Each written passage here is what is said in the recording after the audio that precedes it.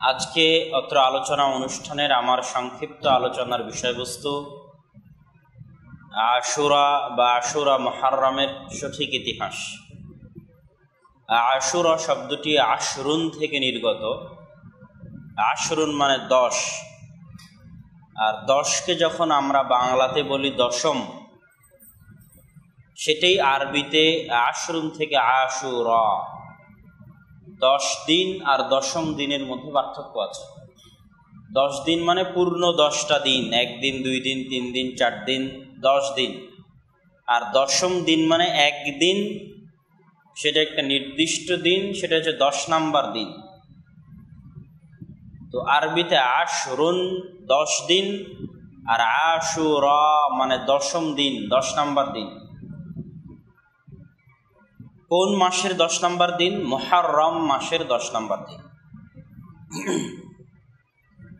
মুহররম মাস হচ্ছে হিজরি বছরের প্রথম মাস। যদিও ইসলামের ইতিহাসে তথা রাসূল সাল্লাল্লাহু আলাইহি ওয়াসাল্লামের জীবদ্দশায় সেইভাবে রাসূল সাল্লাল্লাহু আলাইহি সাল্লাম হিজরি সন চালু করেননি, বরং ওমর রাদিয়াল্লাহু তাআলা আনহু রাসূল সাল্লাল্লাহু আলাইহি ওয়াসাল্লামের হিজরতের সাল থেকে হিজরি বছর গণনা করা শুরু করেছে। তথা এখন যত হিজরি, আজ থেকে এত বছর পূর্বে আল্লাহ রাসূল মক্কা থেকে মদিনায় হিজরত করেছিলেন সাল্লাল্লাহু আলাইহি ওয়াসাল্লাম। কিন্তু রাসূল সাল্লাল্লাহু আলাইহি ওয়াসাল্লামের জীবদ্দশায় মুহররম মাসের যেটা গুরুত্ব ছিল, সেটা হচ্ছে মুহররম মাসের নামের মধ্যেই আছে। মুহররম মানে হারাম। মুহররম মানে হচ্ছে যেটাকে হারাম করা হয়েছে, শাব্দিক অর্থ। আল্লাহ সুবহানাহু ওয়া তাআলা পবিত্র কোরআন মাজিদে বলছেন সূরা তাওবার 36 নম্বর আয়াতে, ইন্না ইদ্দাতাশ শুহুরি ইনদাল্লাহ 12 শাহরান ফি কিতাবিল্লাহ ইয়াওমা খালাকাস সামাওয়াতি ওয়াল আরজ। আল্লাহ সুবহানাহু ওয়া তাআলার নিকটে মাসের গণনা 12, আর এই 12 মাসের গণনাটা আল্লাহর নিকটে কিতাবে লিপিবদ্ধ, ফি লাওহে মাহফুজ। কখন থেকে এই 12 মাসের গণনা শুরু হয়েছে? ইয়াউমা খালাকাস সামাওয়াতি ওয়াল আরজ, যেই দিন থেকে আল্লাহ আসমান এবং জমিন সৃষ্টি করেছেন। তথা 12টা মাস মানুষের আবিষ্কার করা নয়, আল্লাহ সুবহানাহু ওয়া তাআলার দেওয়া, এবং যখন থেকে আসমান জমিন সৃষ্টি হয়েছে তখন থেকে, এবং এটা আল্লাহর নিকটে এই গণনা আছে, এবং এটা আল্লাহর কিতাবে লিখিত।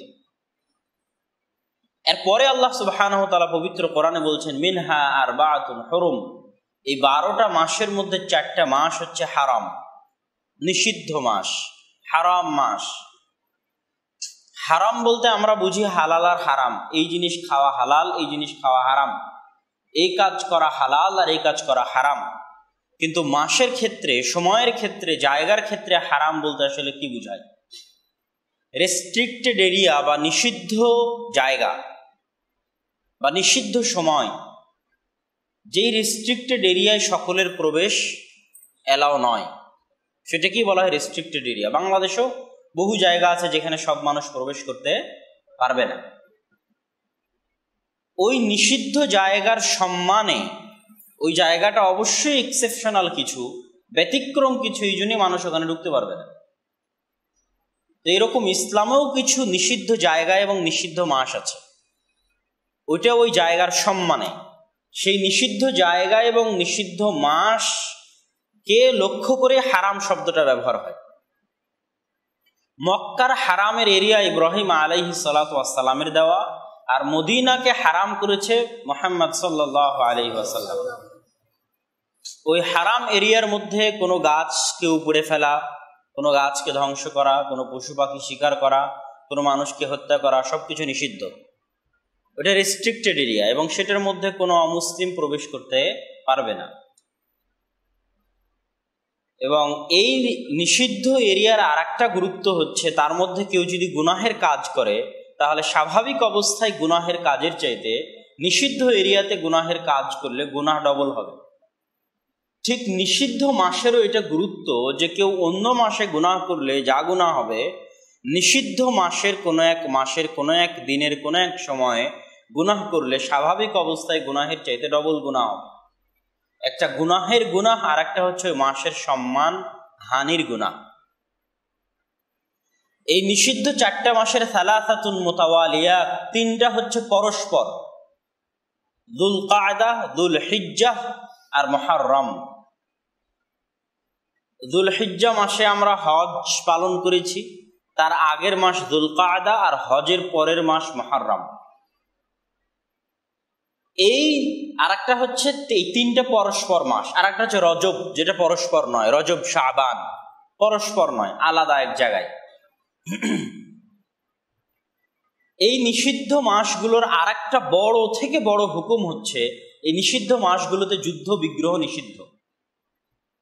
আর এই যে আল্লাহ সুবহানাহু ওয়া তাআলা এই 4টা মাসকে হারাম করেছেন, এটা আজকে থেকে নয়। ইয়াউমা খালাকাস সামাওয়াতি ওয়াল আরদ, আসমান জমিন সৃষ্টিকাল থেকে আল্লাহ সুবহানাহু ওয়া তাআলা হারাম করেছেন, কোরআনের আয়াত বলছে।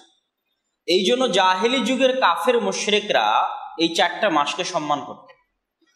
এই 4টা মাসে তারা যুদ্ধ বিগ্রহ করত না, যুদ্ধ বিগ্রহ চলন্ত থাকলে বন্ধ করে দিত এই 4 মাসের সম্মানে।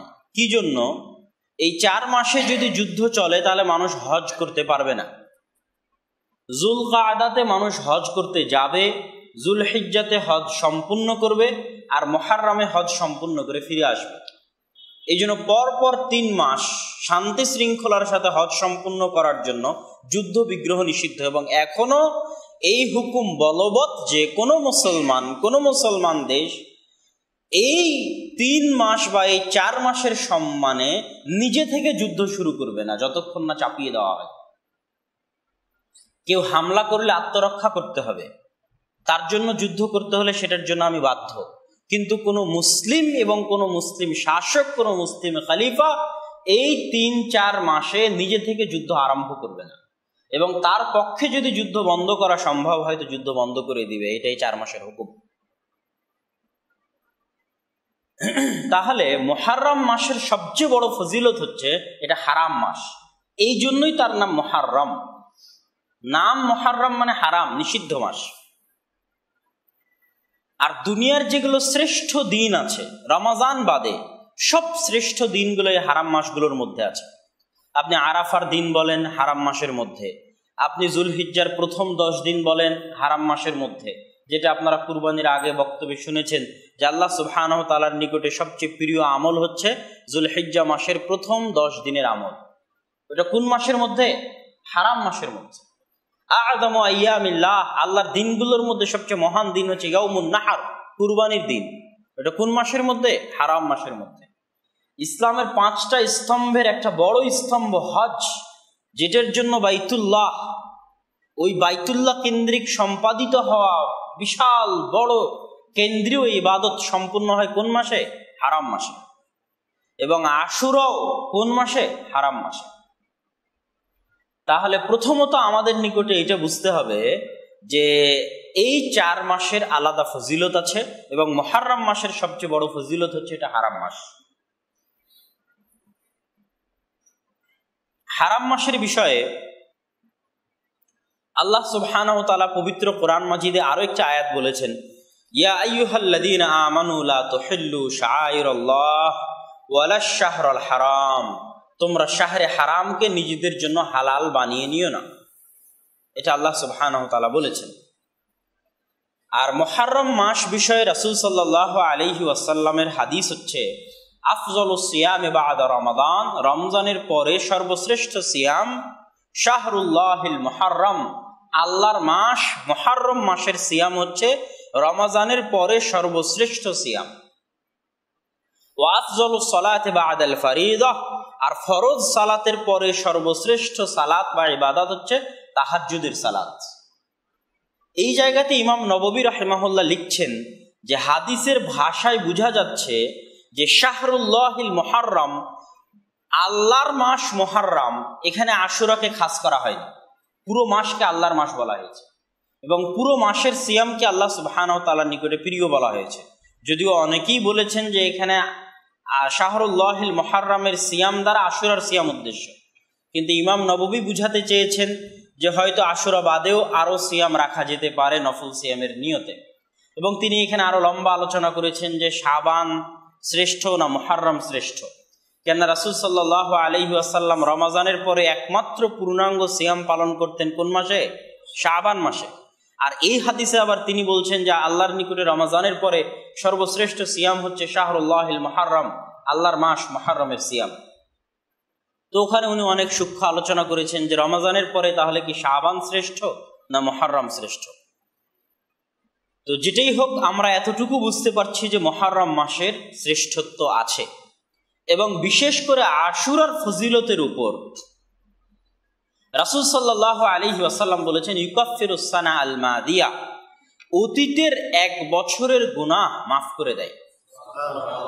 আর আরাফার সিয়াম 1 বছর আগের এবং 1 বছর পরের গুনাহ মাফ করে দেয়। তো এই সিয়ামের গুরুত্ব এবং ফজিলত সীমাহীন ও অপরিসীম। আর রাসূল সাল্লাল্লাহু আলাইহি ওয়াসাল্লাম কেন সিয়াম রাখতেন, সেটাই হচ্ছে আশুরার সঠিক ইতিহাস, যে রাসূল সাল্লাল্লাহু আলাইহি ওয়াসাল্লাম কেন সিয়াম রাখতেন। রাসূল সাল্লাল্লাহু আলাইহি ওয়াসাল্লাম যখন মদিনায় হিজরত করলেন, যেহেতু মক্কায় অধিকাংশ ছিল মুশরিক কাফের পৌত্তলিক মূর্তি পূজক, তেমন ইহুদি নাসারা ছিল না মক্কায়। খাদিজা রাদিয়াল্লাহু তাআলা আনহার চাচাতো ভাই ওয়ারাকা বিন নাওফেলের মতো গুটি কয়েক 2-1 জন হয়তো আহলুল কিতাব মক্কায় ছিল, বাকি সবাই ছিল পৌত্তলিক মূর্তি পূজক। তো যখন তিনি মদিনায় হিজরত করলেন, তখন মদিনায় আহলুল কিতাবদের সংখ্যাধিক্য ছিল, ইহুদি নাসারাদের সংখ্যা অনেক ছিল। তো ইহুদিদেরকে আল্লাহ রাসূল দেখলেন যে তারা আশুরার দিন সিয়াম পালন করতেছে। তখন তিনি তাদেরকে জিজ্ঞেস করলেন যে কি জন্য তোমরা সিয়াম পালন করতেছো। তারা উত্তরে বলল, এই দিনে আল্লাহ সুবহানাহু ওয়া তাআলা মূসা আলাইহিস সালাতু ওয়াস সালামকে ফেরাউনের কবল থেকে নাজাত মুক্তি দিয়েছিলেন এবং ফেরাউনকে ডুবিয়ে মেরেছিলেন। তখন রাসূল সাল্লাল্লাহু আলাইহি ওয়াসাল্লাম উত্তরে বলছেন, আনা আহাক্কু বিমূসা মিনকুম, মূসা আলাইহিস সালাতু ওয়াস সালামের খুশিতে তোমরা যতটুকু আনন্দিত হওয়ার হকদার, আমি মুহাম্মদ সাল্লাল্লাহু আলাইহি ওয়াসাল্লাম মূসা আলাইহিস সালাতু ওয়াস সালামের খুশিতে তার চেয়ে বেশি আনন্দিত হওয়ার হকদার, অতএব আমিও সিয়াম পালন করব। তখন তিনি সিয়াম পালন করা শুরু করলেন। একটা সময় দেখা গেল যে মানুষজন মনে করতে লাগলো যে মুহাম্মদ সাল্লাল্লাহু আলাইহি ওয়াসাল্লাম আহলুল কিতাবদের অনুসরণ করতেছেন। যেমন আল্লাহ সুবহানাহু ওয়া তাআলা যখন কিবলা চেঞ্জ করে দিলেন, তখনও মুনাফিকরা মন্তব্য শুরু করলো যে তিনি আহলুল কিতাবদের অনুসরণ করতেছেন। যদিও রাসূল সাল্লাল্লাহু আলাইহি ওয়াসাল্লাম কিবলা পরিবর্তন হওয়া চাচ্ছিলেন না, এবং উনি যেই পরিবার থেকে এসেছেন, যেই ফ্যামিলি থেকে এসেছেন, যেই বংশে বেড়ে উঠেছেন, তাদের নিকটে কাবার উপরে কিছু নাই। যেহেতু ওই বংশ পরম্পরায় কাবার খাদেম, তাদের নিকটে কাবা ঘরের উপরে আর কিছু নাই। এই জন্য মুহাম্মদ সাল্লাল্লাহু আলাইহি ওয়াসাল্লামের স্বাভাবিক গতি যে তার নিকটে সবচেয়ে প্রিয় কি কাবা ঘর, যেহেতু উনি ওই বংশের। আর উনি যেহেতু তাওরাত বা ইনজিল পড়া জানতেন না বা পড়েননি, সেহেতু বাইতুল মুকাদ্দাস বিষয়ে তার কাছে জ্ঞান থাকবে এটাও ভাবা যায় না। তাহলে কিভাবে তিনি নিজের কিবলা বাইতুল মুকাদ্দাস বানিয়ে নিলেন? তো বাইতুল মুকাদ্দাস কিবলা বানিয়ে নেওয়ার মাধ্যমে মুহাম্মদ সাল্লাল্লাহু আলাইহি ওয়াসাল্লাম মূলত ইসলামকে শুধু আরববাসীর উপর গালাবা দেননি, বরং পুরো পৃথিবীর যত আহলুল কিতাব আছে, আসমানি ধর্মের অনুসারী আছে, তাদের সকলের উপরে ইসলামকে তিনি গালাবা দিয়ে দিয়েছেন, ইসলামের প্রাধান্য দিয়ে দিয়েছেন। যেহেতু বাইতুল মুকাদ্দাস সব ধর্মের হাট, হৃদয়, ইহুদি এবং খ্রিস্টানদের হাত থেকে যদি সারা দুনিয়া হাতছাড়া হয়ে যায় আর বাইতুল মুকাদ্দাস তাদের হাতে থাকে, তো তারা এটাকেই নিজেদের জন্য জয় মনে করবে, তাদের কাছে এটা এত প্রিয়। তো মুহাম্মদ সাল্লাল্লাহু আলাইহি ওয়াসাল্লাম কিবলা পরিবর্তনের মাধ্যমে, বাইতুল মুকাদ্দাসকে প্রথম কিবলা বানানোর মাধ্যমে, এবং আল্লাহ সুবহানাহু ওয়া তাআলা তাকে মেরাজের রাত্রিতে বাইতুল মুকাদ্দাস থেকে সফর করানোর মাধ্যমে এবং নবীদের ইমামতি করানোর মাধ্যমে মুসলমানদের কাছে একটা দাবি দিয়ে গেছেন বাইতুল মুকাদ্দাস। এই দাবিটাই সারা পৃথিবীর সকল ধর্মের উপর ইসলামের প্রাধান্যের প্রমাণ বহন করে, যেটা ওমর রাদিয়াল্লাহু তাআলা আনহুর হাত দিয়ে আল্লাহ সুবহানাহু ওয়া তাআলা বাস্তবায়ন করেছিলেন। তো ঠিক এই সময়ও কিছু মুনাফিক বলল যে তাহলে উনি তো তাদের অনুসরণ করতেছেন।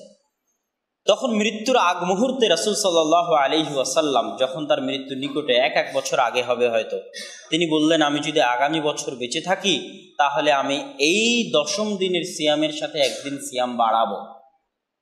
ইহুদিদের মুখালাফা, বিরোধিতায়, তাদের বিরোধিতায় আমি আর একটা সিয়াম বাড়াবো। কেননা কোনো জিনিসকে কোনো জিনিস থেকে আলাদা করা যায় না, যতক্ষণ না বৈশিষ্ট্যগত ব্যতিক্রম থাকে ততক্ষণ আলাদা করা যায় না। হুবহু যদি তাদের অনুসরণ হয় তাহলে ইসলামের প্রাধান্য থাকবে না। এই জন্য রাসূল সাল্লাল্লাহু আলাইহি ওয়াসাল্লাম সর্বক্ষেত্রে যেই যেই জায়গায় ইহুদি খ্রিস্টানের সাথে মিল হওয়ার মতো সম্ভাবনা আছে ওই জায়গায় তিনি বিরোধিতা করেছেন। দাড়ি লম্বা করতে বলেছেন, মোচ কাটতে বলেছেন। কেননা মোচ কাটার মধ্যেই অন্য ধর্মের বিরোধিতা আছে। এটা আলাদা একটা বৈশিষ্ট্য দিয়েছে মুসলমানদের, যে বৈশিষ্ট্যটা মুসলমানদের আলাদা পরিচয় বহন করে, শিআর বহন করে। তাহলে এই গেল মোটামুটি মুহররমের আলোচনা। তো মুহররমের আলোচনার ইতিহাস থেকে রাসূল সাল্লাল্লাহু আলাইহি ওয়াসাল্লামের মুখ থেকে আমরা যেটা জানতে পারছি যে মুহররমের সঠিক ইতিহাস হচ্ছে মূসা আলাইহিস সালাতু ওয়াস সালামের ইতিহাস। আশুরার সঠিক ইতিহাস হচ্ছে মূসা আলাইহিস সালাতু ওয়াস সালামের ফেরাউনের কবল থেকে নাজাত পাওয়ার ইতিহাস। ওই ইতিহাসটা আমরা একটু সংক্ষিপ্ত আকারে বলে নেব, বিস্তারিত আজকের জুমার খুতবায় আলোচনা করেছি, শুধু সংক্ষিপ্ত। ইব্রাহিম আলাইহিস সালাতু ওয়াস সালাম হচ্ছেন আবুল আম্বিয়া, নবীদের পিতা। তার 2 সন্তান, ইসহাক এবং ইসমাইল, 2 স্ত্রীর গর্ভে 2 সন্তান। প্রথম স্ত্রীর কোনো সন্তান হতো না, তিনি পিতার কাছ থেকে বিতাড়িত হয়ে হিজরত করে ইরাক থেকে চলে এসেছিলেন জেরুজালেম, বাইতুল মুকাদ্দাস, বাইতুল আকসাই। আর লূত আলাইহিস সালাতু ওয়াস সালামের কওমকেও আল্লাহ সুবহানাহু ওয়া তাআলা যখন ধ্বংস করে দিলেন, তখন লূত আলাইহিস সালাতু ওয়াস সালামও তার কওম ধ্বংস হয়ে যাওয়ার পর তিনি মুমিনদেরকে নিয়ে পালিয়ে কোথায় আশ্রয় নিয়েছিলেন? জেরুজালেমে আশ্রয় নিয়েছিলেন, যেটা আল্লাহ কোরআন মাজিদে বলেছেন, ওয়ানাজ্জাইনাহু ওয়া লূতান ইলাল আরদিল্লাতী বারাকনা ফীহা লিল আলামিন। আমি ইব্রাহিমকে মুক্তি দিয়েছি তার পিতার অত্যাচার থেকে, আর লূতকে মুক্তি দিয়েছি তার কওমকে শাস্তি দিয়ে, তাকে মুক্ত করে নিয়ে এসেছি, আর 2 জনকে আশ্রয় দিয়েছি জেরুজালেমে। ওই পবিত্র ভূমিতে, যে পবিত্র ভূমিতে আমি বরকত রেখেছি সারা পৃথিবীর মানুষের জন্য। আল আরদুল্লাতী বারাকনা ফীহা লিল আলামিন, এমন জমিতে, এমন মাটিতে যেখানে বরকত রেখেছি সারা পৃথিবীর সকল মানুষের জন্য, সেটাই হচ্ছে বাইতুল আকসা, বাইতুল মুকাদ্দাস। ইব্রাহিম আলাইহিস সালাতু ওয়াস সালাম খাদ্যের সন্ধানে এখান থেকে মিশরে গেলেন। মিশরের জালেম বাদশাহ এর সাথে তার স্ত্রীর ঘটে যাওয়া ঘটনা, তারপরে হাজেরাকে উপহার হিসেবে পাওয়া, তারপরে সারা আলাইহিস সালাতু ওয়াস সালামের কোনো সন্তান না থাকা আর হাজেরার গর্ভে সন্তান আসা, তারপরে আল্লাহ সুবহানাহু ওয়া তাআলার নির্দেশে হাজেরা আলাইহিস সালাতু ওয়াস সালাম আর ইসমাইলকে কাবা ঘরে রেখে আসা। তাহলে একই সাথে ইব্রাহিম আলাইহিস সালাতু ওয়াস সালাম 2টা জায়গা আবাদ করতেছেন। এক জেরুজালেম, প্রথম স্ত্রী এবং প্রথম স্ত্রীর সন্তান ইসহাক, আর হচ্ছে বাইতুল্লাহ আল কাবা, আল্লাহর ঘর কাবা, দ্বিতীয় স্ত্রী আর দ্বিতীয় স্ত্রীর সন্তান ইসমাইল আলাইহিস সালাতু ওয়াস সালাম। এবং তিনি নিজে ফিলিস্তিন থেকে, জেরুজালেম থেকে কাবায় তার যাতায়াত আছে 4 থেকে 5 বার। সন্তান সন্ততি রাখতে, সন্তানকে কুরবানি করতে, বিবাহিত সন্তানকে দেখতে, স্ত্রী পরিবর্তনের হুকুম দিলেন, বিবাহিত সন্তানকে আবার দেখতে, দ্বিতীয় স্ত্রীকে রাখার নির্দেশ দিলেন, এবং কাবা ঘর নির্মাণ করতে। ওয়াইদ ইয়ারফাউ ইব্রাহিমুল কওয়াইদা মিনাল বাইত ওয়া ইসমাঈল রব্বানা তাকাব্বাল মিন্না। যখন ইব্রাহিম এবং ইসমাইল কাবা ঘর তৈরি করছিল, তাহলে ইসহাক আলাইহিস সালাতু ওয়াস সালাম 2 সন্তান, ইসহাক এবং ইসমাইল, এবং পরবর্তীতে আর কোনো নবী এই 2 সন্তানের বংশের বাইরে আসেনি। এই জন্য তিনি হচ্ছেন মুসলিম জাতির পিতা এবং আবুল আম্বিয়া, নবীদের পিতা। ইসহাক আলাইহিস সালাতু ওয়াস সালামের সন্তান হচ্ছে ইয়াকুব, যাকে বলা হয় ইসরাইল। ইসরাইল মানে আব্দুল্লাহ। আর ইয়াকুব আলাইহিস সালাতু ওয়াস সালামের 12 সন্তান, তার মধ্যে একজন হচ্ছেন ইউসুফ আলাইহিস সালাতু ওয়াস সালাম। তাহলে ইউসুফ ইবনু ইয়াকুব ইবনু ইসহাক ইবনু ইব্রাহিম, ইউসুফ বিন ইয়াকুব বিন ইসহাক বিন ইব্রাহিম, আর নবী ইবনুন নবী ইবনুন নবী, পিতা নবী, দাদা নবী, পরদাদা নবী। এখন পর্যন্ত বানু ইসরাইল জেরুজালেমে বসবাস করতেছে। মুসা আলাইহিস সালাতু ওয়াস সালামের যুগে বনী ইসরাইল মুক্তি পাচ্ছে, অত্যাচারিত হচ্ছে, নির্যাতিত হচ্ছে মিশরে, কিন্তু এখন পর্যন্ত বনী ইসরাইল বসবাস করছে জেরুজালেমে। ইউসুফ আলাইহিস সালাম ভাইদের ষড়যন্ত্রে কুয়া থেকে উঠিয়ে কৃতদাস হিসেবে মিশর, প্রথম বনী ইসরাইলের কোনো সদস্য মিশর গেলেন ইউসুফ আলাইহিস সালাতু ওয়াস সালাম কৃতদাস অবস্থায়। জুলাইখার সাথে মিথ্যা অপবাদ মাথায় নিয়ে 7 বছর জেলখানায়, সেখান থেকে মুক্তি হয়ে দুর্ভিক্ষ কাটানোর জন্য অর্থমন্ত্রী। তারপরে এবার নিজের ভাইদেরকে ক্ষমা করে দিয়ে পিতা সহ ভাইদেরকে ডেকে পাঠালেন। তখন ইয়াকুব আলাইহিস সালাতু ওয়াস সালাম এই ঐতিহাসিকদের দাবি অনুযায়ী তার সন্তান সন্ততি, নাতি নাতনি, পোতা পৌত্র সব মিলে 70 জনের বিশাল পরিবার নিয়ে মিশর চলে গেলেন। এই প্রথম বনী ইসরাইল জেরুজালেম পরিত্যাগ করে মিশরে চলে গেল। এবং যেহেতু ইউসুফ আলাইহিস সালাতু ওয়াস সালামের সাথে মিশরের তৎকালীন রাজা বাদশার সম্পর্ক ভালো ছিল, ঐতিহাসিকদের দাবি অনুযায়ী পরবর্তী 100-150 বছর বনী ইসরাইলরা আজিজ ও মিশর এবং তাদের পরবর্তী বংশধরদের সাথে মিশর শাসন কার্য পরিচালনায় সহযোগী ছিল। যেমন ইউসুফ আলাইহিস সালাম মন্ত্রী ছিলেন, তার পরবর্তী ভাইয়েরাও এরকম সম্মানের সাথে মন্ত্রী, উপমন্ত্রী বিভিন্ন দায়িত্ব পালন করে আজিজ ও মিশরের পরবর্তী বংশধরদের সাথে মিশর পরিচালনা করেছে এবং তাওহীদের উপর ছিল, আলা তাওহীদ। যখন তাদের মধ্যে বিকৃতি আসে এবং ফেরাউনের হাতে পতন ঘটে, হাকসুস বংশের শাসনামল, আজিজ ও মিশরকে ইতিহাসে বলছে যে হাকসুস বংশের শাসনামল, যেটা আল্লাহ কোরআন মাজিদে বলেছেন আজিজ ও মিশর, মিশরের আজিজ। পতন ঘটার পরে আমরা এই ঐতিহাসিকদের দাবি অনুযায়ী এতটুকু যে ইউসুফ আলাইহিস সালাতু ওয়াস সালামের মৃত্যুর পর থেকে না মুসা আলাইহিস সালাতু ওয়াস সালামের জন্ম পর্যন্ত 450 বছরের বিরতি।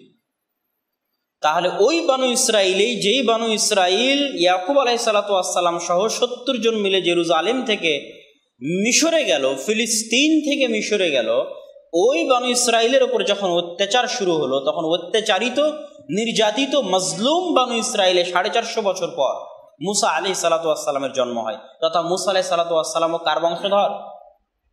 ইব্রাহিম আলাইহিস সালাতু ওয়াস সালামের বংশধর। মুসা আলাইহিস সালাতু ওয়াস সালাম যেহেতু সব ছেলে সন্তানকে হত্যা করার নির্দেশ আছে এবং মেয়ে সন্তানদেরকে শুধু বাঁচিয়ে রাখতে হবে, এটা ফেরাউনের পক্ষ থেকে অর্ডার, এই জন্য আল্লাহ সুবহানাহু ওয়া তাআলা কৌশল করে তার মুজিজা দিয়ে, আল্লাহ সুবহানাহু ওয়া তাআলা তার অলৌকিক শক্তি দিয়ে তিনি মুসা আলাইহিস সালাতু ওয়াস সালামকে ফেরাউনের ঘরেই লালন পালন করলেন। তারপরের ঘটনা সকলের নিকট প্রসিদ্ধ। যখন মুসা আলাইহিস সালাম বড় হলেন, তিনি দেখলেন তার বংশের লোকেরা মাজলুম। তখন কোনো এক ঘটনায় তিনি ফেরাউনের বংশের একজনকে এক থাপ্পড় দিয়ে মেরে দিলেন। সেখান থেকে পালিয়ে আসলেন মাদিয়ান, সৌদি আরবের সীমানার অন্তর্ভুক্ত তাবুক থেকে অনতি দূরে মাদিয়ান। সেখানে তিনি 10 বছর শুআয়ব আলাইহিস সালাতু ওয়াস সালামের বাড়িতে কাজ করলেন। তার মেয়েকে বিবাহ করে মিশর ফিরে যাচ্ছেন। তখন সিনাই মরুভূমির কোনো এক জায়গায় আল্লাহ সুবহানাহু ওয়া তাআলার সাথে তার কথা হচ্ছে, তুর পাহাড়ের আশেপাশে কোথাও। আল্লাহ সুবহানাহু ওয়া তাআলা যখন তাকে নবী করলেন এবং তাকে ইযহাব ইলা ফিরাউন, ফিরাউনের নিকটে যাও এবং ফিরাউনের মধ্যে দাওয়াতি কাজ করো। এই বিশাল দাওয়াতি কাজে বহু ঘটনা আছে, জাদুকরদের ঘটনা আছে, লাঠির মুজিজা আছে, হাতের মুজিজা আছে। এগুলো সব মুজিজার পরে যখন ফিরাউন মনে করলো যে মুসা আলাইহিস সালাতু ওয়াস সালামকে সমূলে শেষ করতে হবে, তখন মুসা আলাইহিস সালাতু ওয়াস সালামকে হত্যা করার জন্য তার বাহিনী রওনা দিল। তিনি, ঐতিহাসিকদের দাবি, আল্লাহ সুবহানাহু ওয়া তাআলা ভালো জানেন, 50, 60, 70 হাজার বনী ইসরাইলের সদস্য নিয়ে পালিয়ে যেতে লাগলেন। কোথায় পালিয়ে যেতে লাগলেন? বনী ইসরাইলের আদিনিবাস। আদিনিবাস কোথায়? ফিলিস্তিন, জেরুজালেম। সেখানে পালিয়ে যেতে লাগলেন এবং সমুদ্রে আল্লাহ সুবহানাহু ওয়া তাআলা 12টা রাস্তা তৈরি করলো। কোন 12টা রাস্তা? ইয়াকুব আলাইহিস সালামের 12 সন্তানের জন্য 12 রাস্তা। 450 বছর আগে ইয়াকুব আলাইহিস সালাতু ওয়াস সালামের 12 সন্তান, তার একজন হচ্ছে ইউসুফ আলাইহিস সালাম।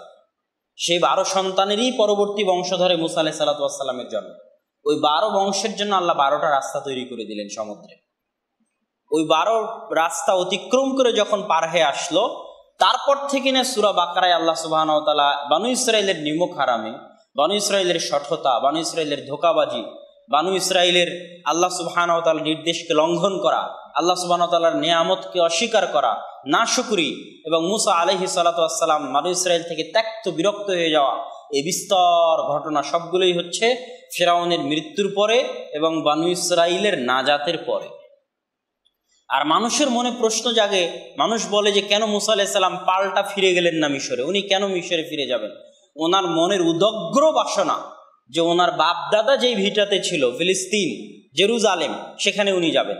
উনি ওখানে যাওয়ার জন্য পালিয়ে এসেছেন এবং ওনার টার্গেট ওখানে যাওয়া, এবং সেখানে যাওয়ার জন্য আল্লাহর জিহাদের আদেশ আসলো মুসা আলাইহিস সালামের প্রতি, যাও জেরুজালেম বিজয় করো। তখন ওখানে আমালেকা গোত্রের শক্তিশালী সুঠাম বিশাল দেহের অধিকারী মানুষজন সেখানে বসবাস করে। তো এই যে সিনাই মরুভূমি, লোহিত সাগর পার হওয়ার পরে যে বিশাল সিনাই মরুভূমি, যেটা এখনো ম্যাপে দেখা যায়, মিশর এবং ইসরায়েল এবং ফিলিস্তিনের মাঝামাঝি যে অঞ্চল, এই অঞ্চলের যে ঘটনাগুলো, এই ঘটনাগুলি আল্লাহ সুবহানাহু ওয়া তাআলা কোরআনে বলেছে একের পর এক। তাদের নিমক হারামির ঘটনা, আল্লাহ তাদেরকে মেঘ দিয়ে ছায়া দিয়েছেন, জান্নাত থেকে মান্না ও সালোয়া দিয়েছেন। সেই জান্নাতের মান্না এবং সালোয়া তারা আল্লাহকে বলেছে, মুসা আলাইহিস সালামকে বলেছে যে হে মুসা, আপনি আল্লাহকে বলেন ফাদউ লানা রাব্বাক, আমরা ইলান নাসবিরা আলা তুআমিন ওয়াহিদ, এই এক খাদ্যের উপর আমরা ধৈর্য ধারণ করতে পারবো না। আল্লাহ যেন পেঁয়াজ, রসুন, তেল, আদা, ডাল ইত্যাদির আল্লাহ সুবহানাহু ওয়া তাআলা যেন ব্যবস্থা করে দেয়। তারপরে আল্লাহ সুবহানাহু ওয়া তাআলা তাদের জন্য ঝর্ণার সৃষ্টি করে দিয়েছেন, যেহেতু মরুভূমিতে পানির সংকট ছিল। ফানফাজারাত মিনহু ইসনাতা আশারাতা আয়না ওয়া ইসতাসকা মুসা কওমা, যখন মুসার কওম মুসার নিকটে পানি চাইল, তখন তিনি লাঠি দিয়ে পাথরে বাড়ি দিলেন, পাথর থেকে 12টা ঝর্ণাধারা বের হলো। ইয়াকুব আলাইহিস সালামের 12 সন্তানের জন্য 12টা ঝর্ণাধারা। এইভাবে আল্লাহ সুবহানাহু ওয়া তাআলা তাদের উপর তার দয়া এবং অনুগ্রহের বর্ষণ এই সিনাই মরুভূমিতে আছে। কিন্তু তাদের নিমক হারামি অসংখ্য এবং অগণিত। আল্লাহ সুবহানাহু ওয়া তাআলা যখন তাদেরকে লোহিত সাগর পার করে দিলেন, পার করা মাত্রই অপর প্রান্তে তারা দেখছে একদল মানুষ মূর্তি পূজা করে। তখন আল্লাহ কোরআনে বলছে যে তারা বলল মুসা আলাইহিস সালামকে, ফাজআল লানা আলিহা কামা লাহুম আলিহা, ওদের যেমন ইলাহ আছে আমার জন্য আপনি ইলাহ, আমাদের জন্য আপনি ইলাহ বানিয়ে দেন। এটা শুরু একদম সমুদ্র থেকে মুক্ত হওয়ার পরপরই, যে অপর প্রান্তে গিয়ে দেখছে যে একদল মানুষ মূর্তি পূজা করছে, ওদের যেমন ইলাহ আছে আপনি আমাদের ইলাহ বানিয়ে দেন। তারপর মুসা আলাইহিস সালামকে ওয়াইদ ওয়া'আদনা মুসা 40 লাইলা, সব এগুলো সূরা বাকারায় আছে। একাধারে এক সিরিয়াল আল্লাহ সুবহানাহু ওয়া তাআলা বনী ইসরাঈলের ঘটনা বলে গেছেন। যখন আমি মুসাকে 40 দিনের জন্য তুর পাহাড়ে ডেকে পাঠালাম ইবাদতের জন্য, ওই 40 দিনের শেষ 10 দিন হচ্ছে যুলহিজ্জার প্রথম 10 দিন, আর 30 দিন হচ্ছে যুলকাআদার 30 দিন। তাহলে যুলকাআদাও হারাম মাস, যুলহিজ্জাও হারাম মাস। তাহলে মুসা আলাইহিস সালাম আল্লাহর ইবাদত করলেন তুর পাহাড়ে হারাম মাসে, যুলকাআদার 30 দিন আর শেষ 10 দিন যুলহিজ্জার প্রথম 10 দিন। মুসা আলাইহিস সালাম আল্লাহর ইবাদত করে তাওরাত নিয়ে আসলেন, তারা তাওরাত মানল না। কি বললো? যে আমরা আল্লাহকে আরিনাল্লাহ জাহরা, আল্লাহকে আমরা প্রকাশ্যে দেখতে চাই, না হলে মানবো না। তখন মুসা আলাইহিস সালাম তাদের একটা বিশাল 60-70 জনের একটা দল নিয়ে আল্লাহকে দেখানোর জন্য নিয়ে গেলেন। আল্লাহর তাজাল্লিতে তারা অজ্ঞান হয়ে পড়ে গেল এবং মারা গেল। তুম্মা বাআসনাহুম মিন বা'দি মাউতিহিম, মুসা আলাইহিস সালাম বললেন যে এদেরকে যদি মৃত্যু হয় তাহলে আমি আমার কওমের কাছে কি জবাব দিব? তখন আল্লাহ তাদেরকে বাঁচিয়ে দিলেন। ফিরে এসে দেখছেন যে তারা বিত্তিখাদিকুমুল ইজল, তারা কি করেছে? গোবৎস পূজা শুরু করেছে। মাত্র 40 দিনের অনুপস্থিতিতে বানু ইসরাইল গরুর বাছুরের পূজা শুরু করেছে। এটা দেখে মুসা আলাইহিস সালাম ক্ষিপ্ত হয়ে গেলেন। এইভাবে তাদের আল্লাহর প্রত্যেকটা নির্দেশ এবং প্রত্যেকটা আদেশ লঙ্ঘনের ধারা অব্যাহত থাকলো। সর্বশেষ যে নির্দেশটা তারা লঙ্ঘন করলো, যখন তারা খাবার চেয়ে বসলো যে এই এক মান্না সালোয়া আমাদের পছন্দ হচ্ছে না, আমরা খাবার চাই, জমিন থেকে উৎপাদিত ডাল, রসুন, পেঁয়াজ ইত্যাদি চাই, তখন আল্লাহ তাদেরকে বললেন যে তোমরা যদি খাবারই চাও তাহলে খাবার পাওয়ার একটা ব্যবস্থা আছে। ইয়া কওমি দুখুলুল আরদাল মুকাদ্দাসা আল্লাতী কাতাবাল্লাহু লাকুম, ওই যে পবিত্র ভূমি জেরুজালেম, ওই জেরুজালেমে আমালেকা গোত্র বসবাস করে, তাদেরকে জিহাদ করে সরিয়ে তোমাদেরকে দখল করতে হবে, এটা আল্লাহ তোমাদের জন্য লিখে রেখেছে। তখন বানু ইসরাইল মুসা আলাইহিস সালামকে বলল, ইয়া মুসা ইন্না ফিহা কওমান জাব্বারিন, মুসা আলাইহিস সালাম ওখানে তো অনেক শক্তিশালী জাতি আছে, ওদের সাথে আমরা যুদ্ধ করতে পারবো না। ফাযহাব আনতা ওয়া রাব্বুকা ফাকাতিলা, মুসা আলাইহিস সালাম আপনি যান আর আপনার প্রতিপালক গিয়ে যুদ্ধ করেন। নাউযুবিল্লাহি মিন যালিক। এটা হচ্ছে তাদের নিমক হারামির সর্বশেষ স্তর ছিল।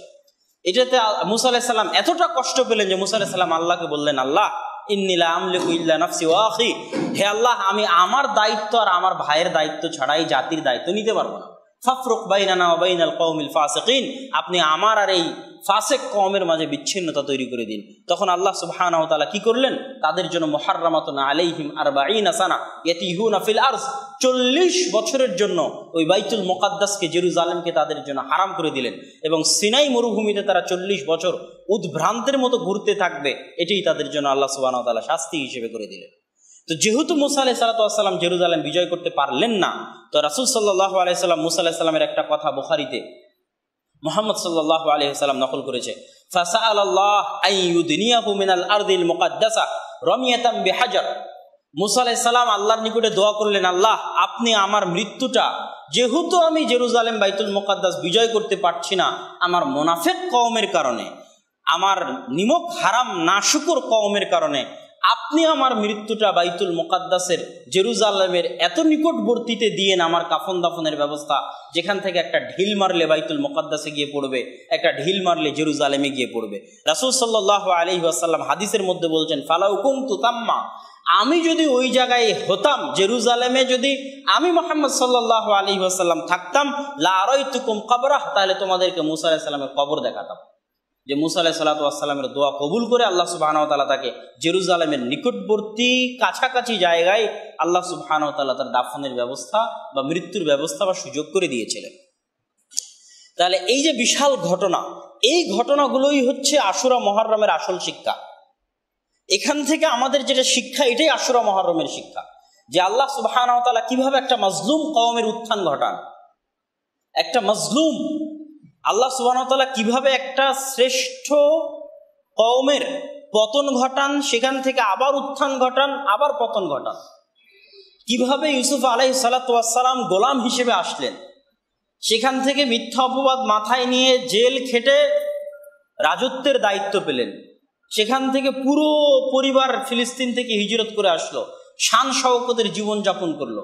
শান শওকতের জীবন যাপনকারী বনি ইসরাইলদের কিভাবে পতন হলো, তারপরে ফেরাউনের পক্ষ থেকে কঠোর ও কঠিন জুলুমের স্টিম রোলার তাদের উপর চালিয়ে দেওয়া হলো। সেই জুলুম থেকে মুসা আলাইহিস সালাতু ওয়াস সালামের মাধ্যমে, আল্লাহর দয়া এবং অনুগ্রহের মাধ্যমে আল্লাহ কিভাবে তাদেরকে বাঁচিয়ে নিলেন, এবং বাঁচিয়ে নেওয়ার পর কিভাবে তারা আল্লাহর প্রত্যেকটা দয়া এবং প্রত্যেকটা অনুগ্রহের নিমক হারামি করলো এবং নাশুকরি করলো, এবং এটার কারণে কিভাবে আল্লাহ সুবহানাহু ওয়া তাআলা তাদের উপর চিরস্থায়ী শাস্তি চাপিয়ে দিলেন। ইহুদিদের সবচেয়ে বড় স্বভাব ছিল নবীদেরকে হত্যা করা। এই যে মুসা আলাইহিস সালাতু ওয়াস সালামের পর থেকে নিয়ে মুহাম্মদ সাল্লাল্লাহু আলাইহি ওয়াসাল্লামের আগ পর্যন্ত যত নবী এসেছে, তার প্রত্যেক নবীর সাথে নিমক হারামি এবং অনেক নবীকে হত্যা করার সাথে সম্পৃক্ত হচ্ছে ইহুদিরা। ঈসা আলাইহিস সালাতু ওয়াস সালামকেও তারা হত্যা করার চেষ্টা করেছে, আল্লাহ উপরে উঠিয়ে নিয়েছে। জাকারিয়া আলাইহিস সালাতু ওয়াস সালামকে হত্যা করেছে। এইভাবে যুগে যুগে প্রত্যেক নবীর সাথে তাদের নিমক হারামির ঘটনা আছে। দাউদ আলাইহিস সালাতু ওয়াস সালাম, উনিও বনি ইসরাইলের নবী। তাদেরকে যখন বলা হলো যে তোমরা বিনা পানি পান করে নদী অতিক্রম করতে হবে, অল্প সংখ্যক মানুষ বিনা পানি পান করে নদী অতিক্রম করেছিল, আর বাকিরা সবাই মুনাফিকি করেছিল। এরকম সব ঘটনা পবিত্র কোরআনে আছে, আর আপনারা বিস্তারিত পাবেন। আল ইতিসাম টিভিতে আমার জেরুজালেমের ইতিহাসের উপর 3 পর্বে বিস্তারিত আলোচনা আছে। তার প্রথম পর্বে মুহাম্মদ সাল্লাল্লাহু আলাইহি ওয়াসাল্লাম পর্যন্ত আছে, দ্বিতীয় পর্বে ওমর রাদিয়াল্লাহু তাআলা আনহু পর্যন্ত আছে, আর তৃতীয় পর্বে সম্ভবত সালাহুদ্দিন আইয়ুবী পর্যন্ত আছে। ওখানে বিস্তারিত এখনকার আজকের আলোচনার চাইতে বিস্তারিত পাবেন। তাহলে এই উত্থান পতনের এখান থেকেই হচ্ছে মুসলিম জাতির শিক্ষা নিতে হবে, যে আপনি সর্বনিম্ন অবস্থায় থাকলেও আল্লাহর রহমত এবং দয়া থেকে হতাশ হওয়া যাবে না। মুসা আলাইহিস সালাতু ওয়াস সালামের যেই জায়গা থেকে উত্থান হয়েছে, ওখান থেকে কেউ উত্থানের কল্পনা করতে পারে না, আশা করতে পারে না মানুষ। ইউসুফ আলাইহিস সালামের যেই জায়গা থেকে উত্থান হয়েছে, সেখান থেকে উদ্ধারের আশা মানুষ করতে পারে না। একটা অন্ধকার কূপে একটা নাবালক বাচ্চা পড়ে আছে, যে কোনো মুহূর্তে মৃত্যু হতে পারে। সে মানুষের বাড়িতে কৃতদাস গোলাম হিসেবে আছে, সে বিশাল একটা মিথ্যা অপবাদ মাথায় নিয়ে জেলখানায় আছে, সে কিভাবে পরের দিন মন্ত্রী হয়? আর মুসা আলাইহিস সালাম যেখানে সব পুরুষ সন্তানকে জবাই করে দেওয়া হবে, সেখানে কিভাবে তিনি যে বাদশাহ অর্ডার দিচ্ছে হত্যা করার, তার বাড়িতে বসবাস করে কিভাবে তিনি বনি ইসরাইল কওমকে নিয়ে উদ্ধার করে জেরুজালেমের মাঝামাঝি, মিশর এবং জেরুজালেমের মাঝামাঝি সিনাই মরুভূমিতে আসলেন। এই যে চরম বিপদগ্রস্ত অবস্থায় আল্লাহর রহমত থেকে হতাশ না হওয়া, এবং আল্লাহর রহমত পাওয়ার পর আল্লাহর রহমতের সাথে নিমক হারামি না করা, আল্লাহর প্রত্যেকটা নিয়ামতের শুকরিয়া আদায় করার চেষ্টা করা, এটাই হচ্ছে আশুরার সবচেয়ে বড় শিক্ষা। এই আশুরার শিক্ষা নিয়ে মুসলমানদেরকে সামনে আগাতে হবে। এখন আমাদের সমাজে আশুরা কেন্দ্রিক কি চলে? আমাদের সমাজে আশুরা কেন্দ্রিক যেটা চলে, এটার সাথে ইসলামের কোনো সম্পর্ক নাই। কি জন্য কোনো সম্পর্ক নাই? হোসাইন রাদিয়াল্লাহু তাআলা আনহুর মৃত্যু রাসূল সাল্লাল্লাহু আলাইহি ওয়াসাল্লামের জীবদ্দশায় না তার পরে?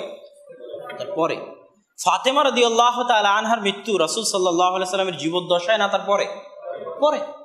আর যেহেতু ওহী নাজিল হবে রাসূল সাল্লাল্লাহু আলাইহি ওয়াসাল্লামের জীবদ্দশা পর্যন্ত, তার মানে রাসূল সাল্লাল্লাহু আলাইহি ওয়াসাল্লামের মৃত্যুর পরে যা কিছু ঘটেছে তা ইতিহাস হতে পারে, কোরআন এবং হাদিসের অংশ নয়। কোনো অপশনই নাই, কিভাবে হবে? এটা ইতিহাসের একটা ধারা, পরম্পরা হতে পারে, কিন্তু কোরআন হাদিসের অংশ হওয়ার সুযোগ নাই। তাহলে যে আশুরার সিয়ামের কথা আল্লাহ, যেই মুহররমের মাসের কথা আল্লাহ সুবহানাহু ওয়া তাআলা পবিত্র কোরআনে বলেছেন, আর যে আশুরার সিয়ামের কথা আল্লাহ রাসূল হাদিসে বলেছেন, সেটার সাথে হোসাইন রাদিয়াল্লাহু তাআলা আনহুর মৃত্যুর ঘুণাক্ষরেও কোনো সম্পর্ক নাই। এই জন্য নাই যে তখন ওহী বন্ধ হয়ে গেছে, আর এই হাদিসগুলো, আয়াতগুলো যখন অবতীর্ণ হচ্ছে তখন হোসাইন রাদিয়াল্লাহু তাআলা আনহুর মৃত্যু হয়নি। সুতরাং এটার সাথে কোনো কানেকশন নেই। তারপরেও যেহেতু আমাদের সমাজে চলে আলোচনা, এবং আমাদের সমাজগুলো শিয়া প্রভাবিত সমাজ, ভারত, পাকিস্তান, বাংলাদেশ কি প্রভাবিত সমাজ? শিয়া প্রভাবিত। তার একটা আলামত আমার বক্তব্যগুলোতে আছে যে সবার নামের শেষে হাসান আর হোসাইন আছে, আর আলী আছে, সবার নামের শেষে। মানে হাসান আর হোসাইন না লাগালে নাম পূর্ণ হবে না। এটা কি প্রভাব? শিয়া প্রভাব, আমাদের অজান্তে, যদিও আমরা শিয়া নই। কোন সাহাবীর নামের শেষে হাসান হোসেন আছে নাকি? নাই। কিন্তু আমাদের নাম পূর্ণ হবে না কি ছাড়া? নামের শেষে হাসান যোগ করতে হবে অথবা হোসাইন যোগ করতে হবে। এটা আমাদের অজান্তে শিয়া প্রভাব। হাসান এবং হোসাইন রাদিয়াল্লাহু তাআলা আনহুমা এবং আলী রাদিয়াল্লাহু তাআলা আনহুর ফজিলত অগণিত, সীমাহীন এবং অপরিসীম। সাইয়্যিদা শাবাবে আহলিল জান্নাহ, জান্নাতের যুবকদের সর্দার রাসূল সাল্লাল্লাহু আলাইহি সাল্লামের ঘোষণা। মান আহাব্বাহুমা ফাকাদ আহাব্বানি, হাসান এবং হোসাইনকে যে ভালোবাসবে সে আমি মুহাম্মদ সাল্লাল্লাহু আলাইহি ওয়াসাল্লামকে ভালোবাসবে। ওমান আবগাযাহুমা ফাকাদ আবগাযানি, আর হাসান এবং হোসাইন রাদিয়াল্লাহু তাআলা আনহুমার সাথে যে ঘৃণা রাখবে সে কার সাথে ঘৃণা রাখলো? মুহাম্মদ সাল্লাল্লাহু আলাইহি ওয়াসাল্লামের সাথে ঘৃণা রাখলো। কেন? হাসান এবং হোসাইন হচ্ছে একাধারে মুহাম্মদ সাল্লাল্লাহু আলাইহি ওয়াসাল্লামের কোলে মানুষ হওয়া, মুহাম্মদ সাল্লাল্লাহু আলাইহি ওয়াসাল্লামের আদর যত্নে মানুষ হওয়া, মুহাম্মদ সাল্লাল্লাহু আলাইহি ওয়াসাল্লামের ভালোবাসায় মানুষ হওয়া, মানে মুহাম্মদ সাল্লাল্লাহু আলাইহি ওয়াসাল্লামের সন্তানের মতো। কিসের মতো? সন্তানের মতো। একাধারে তিনি তার নিজ মেয়ে ফাতেমা রাদিয়াল্লাহু তাআলা আনহার সন্তান, একাধারে তিনি তার নিজ চাচা আবু তলেবের ছেলে আলী ইবনু আবু তলেবের সন্তান, আর আলী ইবনু আবু তলেব নিজেও বিশাল মর্যাদার অধিকারী। ইসলামের সর্বশ্রেষ্ঠ খোলাফায়ে রাশিদিনের 4 জন খলিফার একজন খলিফা হচ্ছেন আলী রাদিয়াল্লাহু তাআলা আনহু। তারও সন্তানকে হাসান এবং হোসেন রাদিয়াল্লাহু তাআলা আনহু। তাহলে পিতার দিক থেকে, মায়ের দিক থেকে, নানার দিক থেকে, সকল দিক থেকে তারা সর্বোচ্চ বংশের সন্তান, সবচেয়ে মর্যাদামণ্ডিত বংশের সন্তান। সুতরাং তাদের সাথে বিদ্বেষ পোষণ করার, তাদের প্রতি ঘৃণা পোষণ করার কোনো মুমিনের বিন্দুমাত্র অধিকার নেই। কিন্তু অতিরঞ্জিত ভালোবাসার নাম দিয়ে ইসলামকে বিকৃত করারও সুযোগ নাই, যেটা মুহাম্মদ সাল্লাল্লাহু আলাইহি ওয়াসাল্লামের সাথেও নাই। ইসলামে কি শুধু হাসান এবং হোসাইন রাদিয়াল্লাহু তাআলা আনহুর মৃত্যু হয়েছিল?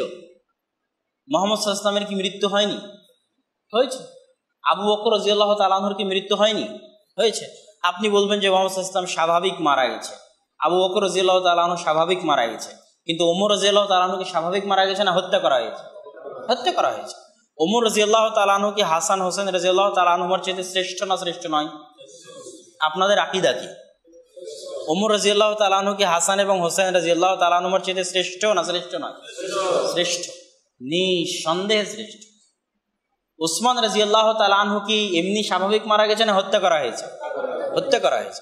উসমান রাদিয়াল্লাহু তাআলা আনহুমা কি হাসান এবং হোসেন রাদিয়াল্লাহু তাআলা আনহুর চেয়ে শ্রেষ্ঠ না শ্রেষ্ঠ নয়? নিঃসন্দেহে শ্রেষ্ঠ। তাহলে ওমর রাদিয়াল্লাহু তাআলা আনহুর মৃত্যু কি মুসলিম উম্মার জন্য কষ্টের নয়? আপনারা কি মনে করেন? তাকে হত্যা করা কি মুসলিম উম্মার জন্য কষ্টের নয়? ওসমান রাদিয়াল্লাহু তাআলা আনহুকে কোরআন পাঠরত অবস্থায় হত্যা করা কি মুসলিম উম্মার জন্য কষ্টের নয়? তাহলে আপনি একটা দিনও মনে রাখলেন না কোন দিন ওমর রাদিয়াল্লাহু তাআলা আনহুকে হত্যা করা হলো, সেই দিনে আপনার কোনো মাতম নাই, কোনো তাজিয়া মিছিল নাই। আর কোন দিনে ওসমান রাদিয়াল্লাহু তাআলা আনহুকে হত্যা করা হলো, সেই দিনে আপনার মাতম নাই, তাজিয়া মিছিল নাই। শুধু হাসান এবং হোসেন রাদিয়াল্লাহু তাআলা আনহুমার দিনে। এখানে আর একটা পয়েন্ট, হাসান রাদিয়াল্লাহু তাআলা আনহু কি মারা যায়নি? উনিও তো মারা গেছে। এবং ঐতিহাসিকদের দাবি যে তাকে বিষ প্রয়োগে হত্যা করা হয়েছে, সত্য মিথ্যা আল্লাহ ভালো জানে। তাহলে হাসান রাদিয়াল্লাহু তাআলা আনহুর দিনেও তো আপনি কোনো শোক পালন করেন না। তাহলে শুধু হুসাইন রাদিয়াল্লাহু তাআলা আনহুর মৃত্যুর দিনে শোক পালন করার মাধ্যমে, শোক পালন করার হুকুম আহকাম পরে আসতেছে, শুধু হুসাইন রাদিয়াল্লাহু তাআলা আনহুর মৃত্যুর দিনে শোক পালন করার মাধ্যমে আপনি প্রকার অন্তরে ওমর, আবু বকর, ওসমান, আলী, মুহাম্মদ, হাসান সকলের মৃত্যুকে অপমান করছেন। এটাই চূড়ান্ত, এটাই ঠিক, এতে কোনো সন্দেহ নাই। আপনার ভালোবাসা সকলের জন্য সমান হতে হবে এবং আপনার ভালোবাসা পাওয়ার বেশি হকদার হুসাইন রাদিয়াল্লাহু তাআলা আনহুর চাইতে ওমর রাদিয়াল্লাহু তাআলা। কিন্তু সেটা কিন্তু আপনি করছেন না। তাহলে এই জায়গায় অবশ্যই কোনো কিন্তু আছে, সেই কিন্তুটা আমাদেরকে জানতে হবে এবং আমাদেরকে বুঝতে হবে। হুসাইন রাদিয়াল্লাহু তাআলা আনহুর মৃত্যুর ঘটনা হৃদয় বিদারক, কিন্তু ওমর রাদিয়াল্লাহু তাআলা আনহুর মৃত্যুর চাইতে নয়। হুসাইন রাদিয়াল্লাহু তাআলা আনহুর মৃত্যুর ঘটনা কষ্টদায়ক, কিন্তু ওমর রাদিয়াল্লাহু তাআলা আনহুর চাইতে নয়। কেন? ওমর রাদিয়াল্লাহু তাআলা আনহু বেশি শ্রেষ্ঠ, ওসমান রাদিয়াল্লাহু তাআলা আনহু বেশি শ্রেষ্ঠ। এবার আসি যে হুসাইন রাদিয়াল্লাহু তাআলা আনহুর প্রতি আলাদা এই ভালোবাসা এবং মহাব্বতের কারণ কি? এটা বিশেষ আলাদা ভালোবাসা। এমনকি শিয়াদের যে 12 ইমাম আছে, ওই 12 ইমামকেও তারা যে সবসময় বলে যে রাসূল সাল্লাল্লাহু আলাইহি ওয়াসাল্লামের বংশধর, আলে মুহাম্মদ সাল্লাল্লাহু আলাইহি ওয়াসাল্লামের বংশধর, এবং যারা মুহাম্মদ সাল্লাল্লাহু আলাইহি ওয়াসাল্লামের বংশধরের প্রতি ঘৃণা রাখে তারা তাদেরকে গালিগালাজ করে। তো মুহাম্মদ সাল্লাল্লাহু আলাইহি ওয়াসাল্লামের বংশধর কি হোসেন রাদিয়াল্লাহু তাআলা আনহু একাই? আব্বাস রাদিয়াল্লাহু তাআলা আনহু কি মুহাম্মদ সাল্লাল্লাহু আলাইহি ওয়াসাল্লামের বংশধর নন? নিজ চাচা আব্বাস রাদিয়াল্লাহু তাআলা আনহুর ছেলে আব্দুল্লাহ বিন আব্বাস কি মুহাম্মদ সাল্লাল্লাহু আলাইহি ওয়াসাল্লামের বংশধর নন? অবশ্যই বংশধর। এবং তাদের পরবর্তী সন্তান সন্ততি কি মুহাম্মদ সাল্লাল্লাহু আলাইহি ওয়াসাল্লামের বংশধর নন? অবশ্যই বংশধর। কিন্তু শিয়াদের যে 12 ইমাম আছে, ওই 12 ইমামের প্রত্যেকটা ইমাম হুসাইন রাদিয়াল্লাহু তাআলা আনহুর বংশ থেকে তারা চয়ন করেছে। এবং রাসূল সাল্লাল্লাহু আলাইহি ওয়াসাল্লামের অন্য যে আল আছে, আহলু ইয়াল, পরিবার এবং বংশ আছে, সেগুলোকে তারা সরিষা সম পরিমাণ মূল্যায়ন করে না। শুধুমাত্র হুসাইন রাদিয়াল্লাহু তাআলা আনহু এবং তার বংশধরকে তারা মূল্যায়ন করার চেষ্টা করে। আমরাও মূল্যায়ন করি, কিন্তু আমরা সবাইকে মূল্যায়ন করি। এই ব্যতিক্রম এবং আলাদা মূল্যায়নের কারণ কি? এই ক্ষেত্রে হুসাইন রাদিয়াল্লাহু তাআলা আনহুর কোনো দোষ নাই। কেন? উনি জানেই না যে ওনার পরে ওনার এই ঘটনাকে নিয়ে মানুষ এরকম করবে। এটা ওনার জানার বাহিরে, এটা ওনার জ্ঞানের বাহিরে। ওনাকে নিয়ে মানুষ বিজনেস করছে। যেমন বড় বড় ওলিয়া মারা গেছে, তাদের কবর কিনে মানুষ ব্যবসা করছে না? আব্দুল কাদের জিলানী রাহিমাহুল্লাহ তার বইয়ে শিরক বিদআতের বিরুদ্ধে তার লেখনী আছে, অথচ মানুষ তার কবরকে কি বানিয়েছে? শিরকের জায়গা বানিয়েছে। তাহলে তাকে নিয়ে মানুষ কি করছে? বিজনেস করছে, বিজনেস পারপাসে ইউজ করতেছে। তো হুসাইন রাদিয়াল্লাহু তাআলা আনহু তার নিজের জায়গায় ঠিক আছে, কিন্তু তার প্রতি ভালোবাসাকে কাজে লাগিয়ে মুসলিম উম্মাহকে ব্ল্যাকমেইল করে একটা ব্যবসার কাণ্ড কারখানা তৈরি করা হয়েছে। এটার মূল কারণটা যেটা যারা লিখেছে, যারা গবেষণা করেছে, তাদের দাবি হতেও পারে সত্য মিথ্যা, কেননা আশেপাশের আলামত দেখলে বোঝা যায়। সেটা হচ্ছে পারস্য বা ফুরস, বর্তমান ইরান, এই ইরানকেই আগে থেকে বলা হতো পারস্য, আরবিতে বলা হতো ফারেস বা ফুরস। এবং এই অঞ্চলে ইরান, আফগানিস্তান, খোরাসান, এই অঞ্চলে যুগে যুগে বহু মুহাদ্দিস এবং ইমামের জন্ম হয়েছে। এবং এগুলো ইতিহাস মণ্ডিত অঞ্চল, মুসলমানদের জন্য ঐতিহ্যবাহী অঞ্চল। এই অঞ্চলগুলো যদিও সেই অঞ্চলগুলো এখন কারা শাসন করছে? শিয়ারা শাসন করছে। যত বড় বড় আলেম ওলামা পাবেন, বড় বড় মুহাদ্দিস পাবেন, সবাই এই অঞ্চলের। Afghanistan, Turkmenistan, Uzbekistan, Kyrgyzstan, Iran, Sistan, যেমন বোখারা বর্তমান উজবেকিস্তানের অন্তর্ভুক্ত, এটা ইমাম বুখারীর জন্মস্থান। সামারকান্দ, এটা উজবেকিস্তানের অন্তর্ভুক্ত, ইমাম দারিমির জন্মস্থান। তিরমিজ, ইমাম তিরমিজির জন্মস্থান। আমুদরিয়ার তীরবর্তী অঞ্চল, যা আফগানিস্তানের মাজার শরীফ নামে আফগানিস্তানের উত্তর অঞ্চলে একটা বিশাল শহর আছে। মাজার শরীফ আফগানিস্তানের উত্তর অঞ্চলের বড় শহরগুলোর একটা বড় শহর। এই মাজার শরীফের সীমান্তবর্তী অঞ্চলে অবস্থিত হচ্ছে তিরমিজ। বুস্ত, ইমাম খাত্তাবি এবং ইমাম ইবনে হিব্বান, দুইজন বড় বড় হাদিসের ইমাম, তাদের জন্ম হচ্ছে বুস্তে, এবং এটা অবস্থিত হচ্ছে আফগানিস্তানের লস্করগাহ নামক জায়গায়, যেখানে বোস্ট এয়ারপোর্ট আছে, এখনো এই নামেই বিমানবন্দর আছে। সিজিস্তান, আবু দাউদ আর সিজিস্তানি, আরবিতে অনেক সময় সিস্তান বলা হয়েছে, এটাও বর্তমান আফগানিস্তান, ইরান এবং পাকিস্তান সীমান্তবর্তী অঞ্চল, যেগুলোতে বালুচরা বসবাস করে, এই অঞ্চলে ইমাম আবু দাউদের জন্ম। নিশাপুর, এটা ইরানের অন্তর্ভুক্ত। নিশাপুরের নাম ইতিহাসের পাতায়, মুহাদ্দিসদের ইতিহাসের পাতায় অগণিত এবং অসংখ্য। ইমাম বুখারী রাহিমাহুল্লাহ হিজরত করে যেখানে গেছিলেন, বোখারা থেকে হিজরত করে, সেই জায়গার নাম নিশাপুর। ইমাম মুসলিম, সহিহ মুসলিমের লেখক, ইমাম মুসলিমের জন্মস্থান, বেড়ে ওঠা নিশাপুর। ইমাম হাকিম, মুস্তাদরাকে হাকিমের লেখক, জন্মস্থান, বেড়ে ওঠা দাত সাদরিস, নিশাপুর। ইমাম ইবনে খুজাইমা, জন্মস্থান, বেড়ে ওঠা, লেখালেখি, গবেষণা, নিশাপুর। বড় বড় আলেমের জন্ম হচ্ছে নিশাপুরে, যেটা বর্তমান ইরানে এই নামেই আছে, নিশাপুর নামই আছে।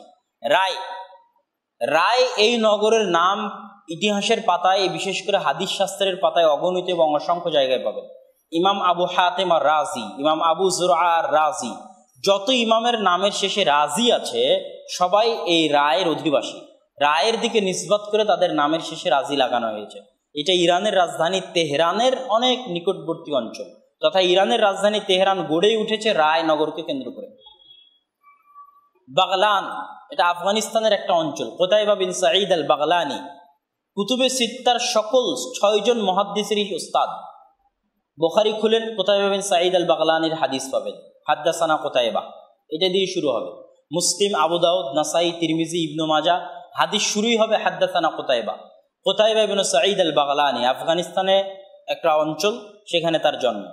জুজাজান, ইমাম আবু ইসহাক আল জুজাজানি, ইনিও আফগানিস্তানের একটা অঞ্চল, সেখানে তার জন্ম। মারভ, ইংরেজিতে মারভ নামে পরিচিত। মারওয়াজি নামে যত ইমাম আছে, মারওয়াজি, আবদুল্লাহ ইবনুল মুবারক আল মারওয়াজি, ইমাম ইসহাক ইবনে রাহওয়াই আল মারওয়াজি নামে যত ইমাম আছে সবাই এই অঞ্চলের। এটা তুর্কমেনিস্তানের অন্তর্ভুক্ত।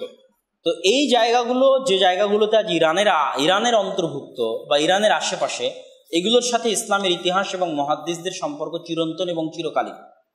এবার আমি আসল আলোচনায় আসি। এই পারস্যদের পতন ঘটে ওমর রাদিয়াল্লাহু তাআলা আনহুর হাতে।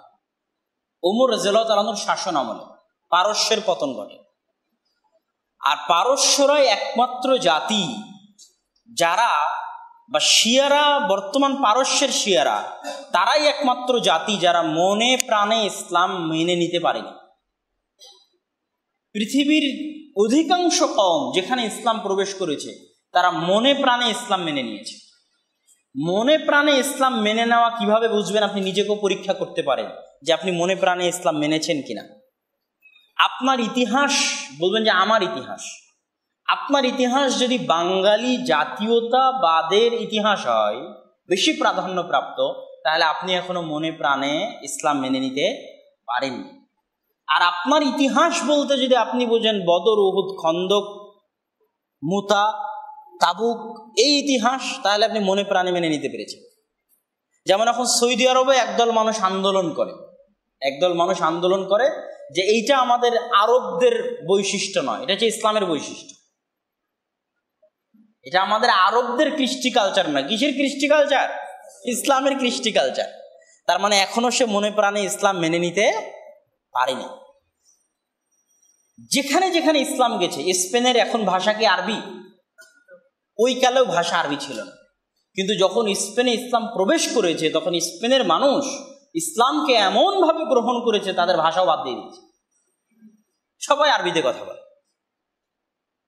মরক্কোর মানুষের ভাষা আরবি ছিল না, কিন্তু ইসলাম যখন মরক্কে গেছে তখন ওরা তো নিজেদের ভাষা বাদ দিয়ে দিয়েছে।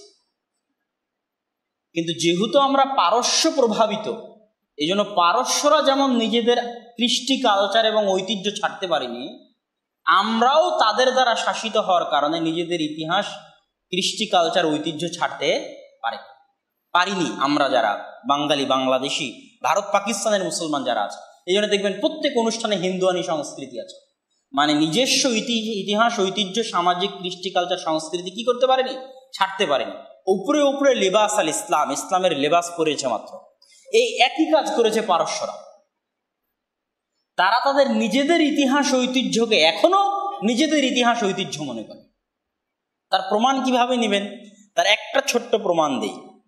কাদেসিয়ার যুদ্ধ, কাদেসিয়ার যুদ্ধের ময়দানে পারস্যর পতনের কবর রচিত হয়।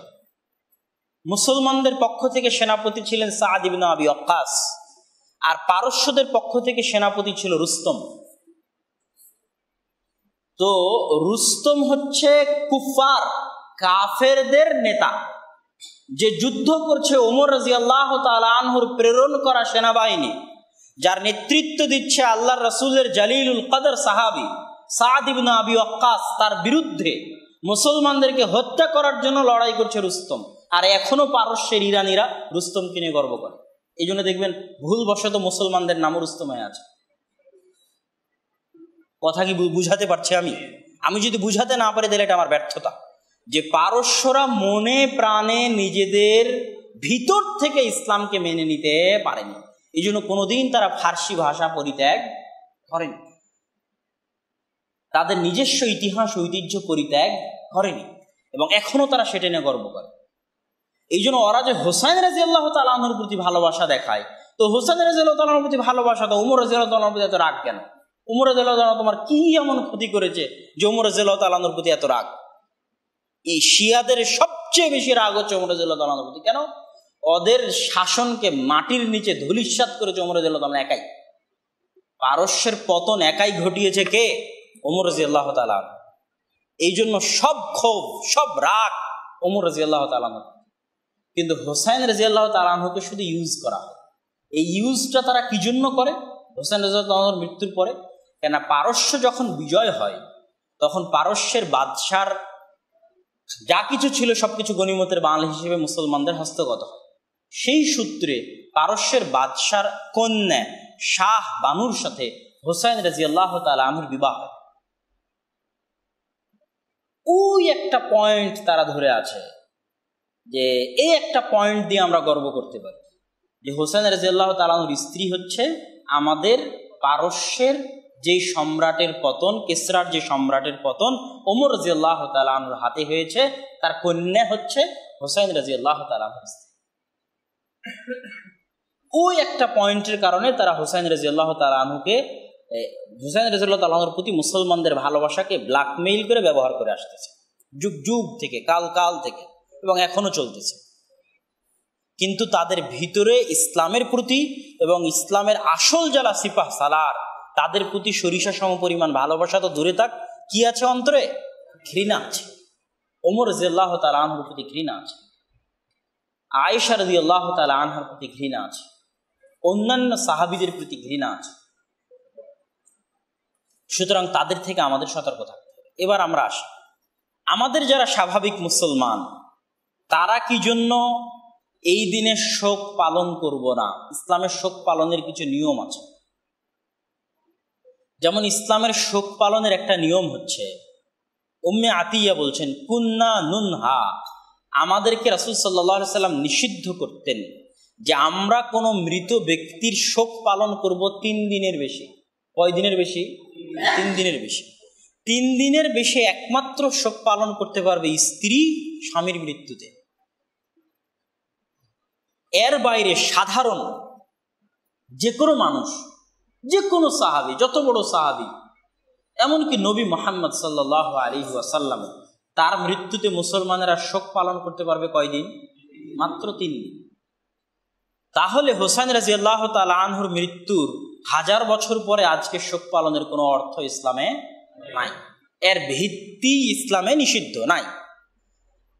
দ্বিতীয় যেটা ইসলামে নিষিদ্ধ সেটা তারা করে, সেটা হচ্ছে রাসূল সাল্লাল্লাহু আলাইহি ওয়াসাল্লাম বলছেন, লাইসা মিন্না মান যারাবাল হুদুদা ওয়া শাক্কাল জুয়ুবা, যারা শোক পালন করতে গিয়ে গাল ছিঁড়ে ফেলে, জামা কাপড় ছিঁড়ে ফেলে, তারা আমার উম্মতের অন্তর্ভুক্ত নয়।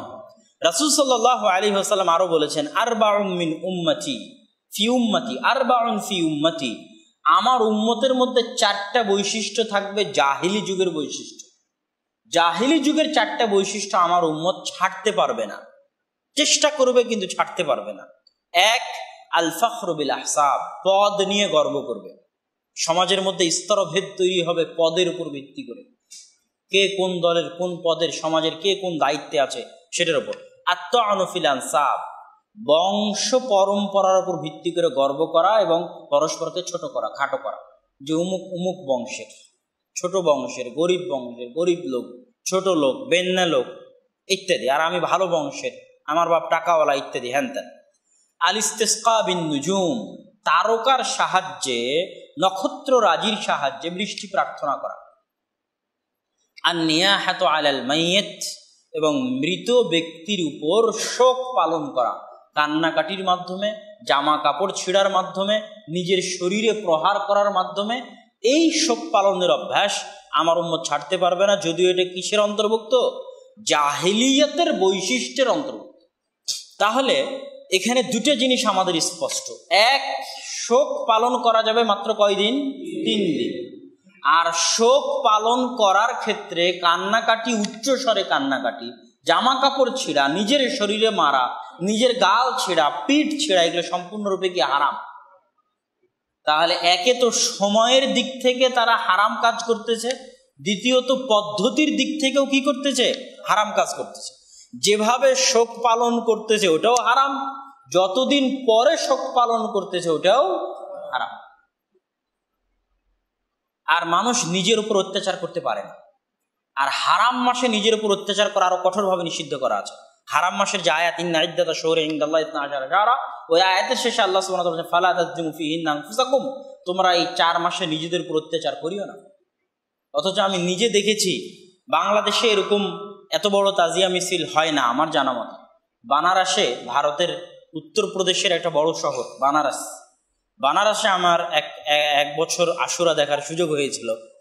তো বিশাল এলাহি কারবার, লাখ লাখ নারী পুরুষ রাস্তায়, আর একদম খালি গায়ে ওই কাচির মতো ছুঁচালো পাতা, ধারালো 4-5টা 7-8টা 10টা জিঞ্জিরের সাথে এর সাথে বাঁধা আছে, ওইটা গিয়ে জোরে জোরে পিঠের উপর মারতেছে, আর পিঠ একদম রক্তাক্ত, আর ছুরি দিয়ে মাথায় টান মারতেছে, মাথা থেকে রক্ত বের হচ্ছে, আর ওটাকেই নিজেদের বীরত্ব মনে করতেছে, মানে ইমানের পরীক্ষা মনে করতেছে যে কে কত বেশি কাটতে পারে।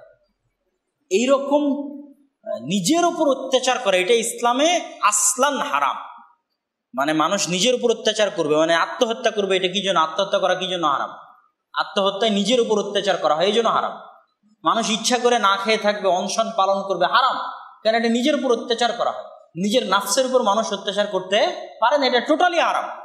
তাহলে শোক পালনের এই পদ্ধতি সম্পূর্ণরূপে হারাম। তাহলে পদ্ধতিগতভাবেও তারা হারাম কাজ করতেছে, এবং মাত্র 3 দিন শোক পালন করার অনুমতি ছিল, সেখানে 1000 বছর পরে শোক পালন করতেছে। তাহলে এটা হচ্ছে পলিটিক্যালি ব্ল্যাকমেইল, আর পলিটিক্যাল ইস্যু আছে, রাজনৈতিক উদ্দেশ্য আছে। হোসাইন রাদিয়াল্লাহু তাআলা আনহুর প্রতি ভালোবাসা উদ্দেশ্য নয়। আর সেই রাজনৈতিক উদ্দেশ্যের কথা আমরা আমাদের বক্তব্যে সংক্ষিপ্ত আকারে হলেও আলোচনা করার চেষ্টা করেছি। সম্মানিত উপস্থিতি, আজকের এই সংক্ষিপ্ত আলোচনার মোটামুটি আমরা শেষের দিকে চলে এসেছি। এই আলোচনার পরিপ্রেক্ষিতে আপনাদের সামনে এতটুকুই বলতে চাই, হ্যাঁ, এখানে আরেকটা কথা, যে শুধু যে ওই সময়ে মুসলমানদের সাথে শিয়াদের শত্রুতা ছিল এরকম না, পরবর্তীতে প্রত্যেক পদে পদে এবং পদক্ষেপে শিয়ারা আহলুস সুন্নাত ওয়াল জামায়াতের উপরে ইহুদি খ্রিস্টানদের চাইতে বেশি ভয়ঙ্কর। ইহুদি খ্রিস্টানরা যত নিষ্ঠুরভাবে আপনাকে আমাকে হত্যা করবে, তার চেয়ে বেশি নিষ্ঠুরভাবে তারা হত্যা করবে। এটা ইতিহাসে পরীক্ষিত। যেমন বাগদাদের পতনে তাদের হাত আছে, তারপরে ফিলিস্তিন যখন ক্রুসেডারদের হাতে চলে গেল তখন তাদের হাত আছে। সালাহুদ্দিন আইয়ুবী রাহিমাহুল্লাহ যখন ফিলিস্তিন দখল করতে চাইলেন তখন তার সাথে মুনাফিকি করা, তাকে পিছন থেকে টান দিয়ে ধরা, তার রাস্তায় বাধা সৃষ্টি করা, জেরুজালেম বিজয় করতে বাধা সৃষ্টি করা, পদে পদে মুনাফিকি করা, প্রত্যেক পদে শিয়াদের হাত আছে। সালাহুদ্দিন আইয়ুবী রাহিমাহুল্লাহকে জেরুজালেম বিজয় করা থেকে বিরত থাকার ক্ষেত্রে সেই ধারা এখনো অব্যাহত আছে। এবং সিরিয়াতে, ফিলিস্তিনে, ইয়েমেনে, এরকম বড় বড় দেশগুলোতে এখন শিয়া সুন্নির যে গৃহযুদ্ধ বলা হয়, এটার অবস্থা খুব নাজুক এবং খুব করুণ, খুবই নাজুক এবং খুবই করুণ। এবং সব জায়গাতেই ইরান সমর্থিত যে মিলিশিয়া বাহিনীগুলো আছে, তাদের সৈন্যবাহিনী গিয়ে, তাদের কমান্ডারেরা গিয়ে যেভাবে মুসলমানদের উপর অত্যাচার করে, নির্যাতন করে, এটা ভাষায় প্রকাশ করার নয়। সুতরাং আমাদেরকে নিজেদের আকীদাগত কারণে এই জিনিসগুলো বুঝতে হবে এবং এই ধরনের যে কোনো আকীদা থেকে নিজেকে মুক্ত রাখতে হবে। এখানে আর একটা কথা বলে শেষ করি, সেটা হচ্ছে একদল মানুষ আছে নাসিবি।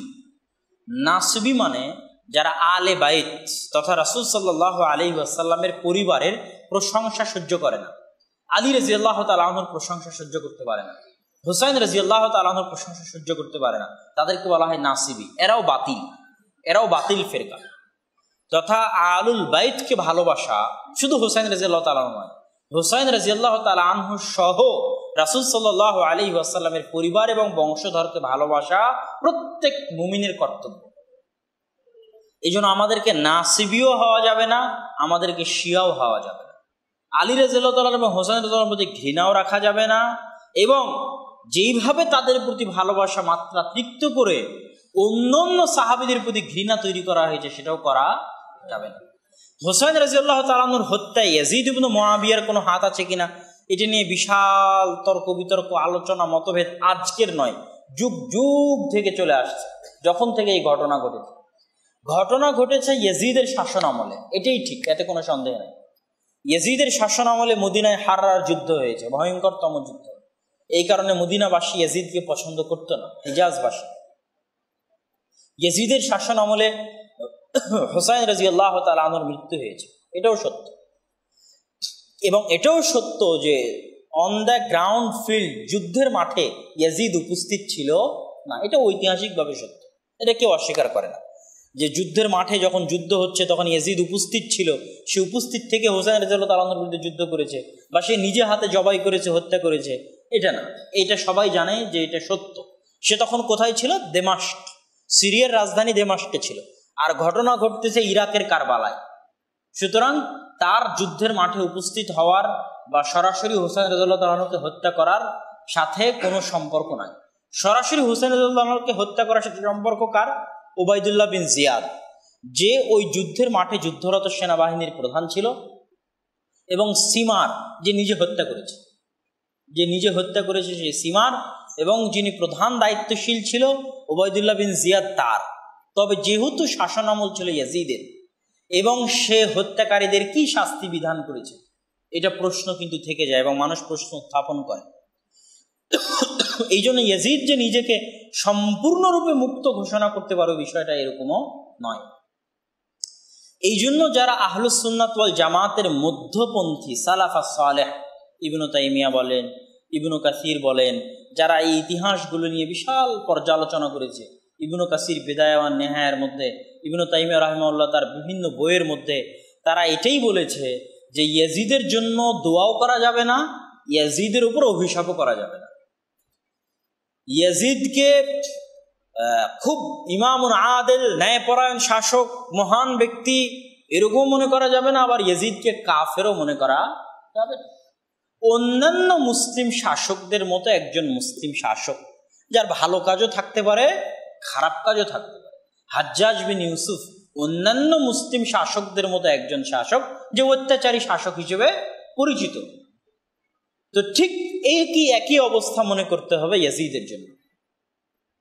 আর ইয়াজিদের জন্য মুআবিয়া রাদিয়াল্লাহু তাআলা আনহুকে দোষারোপ করা যাবে না।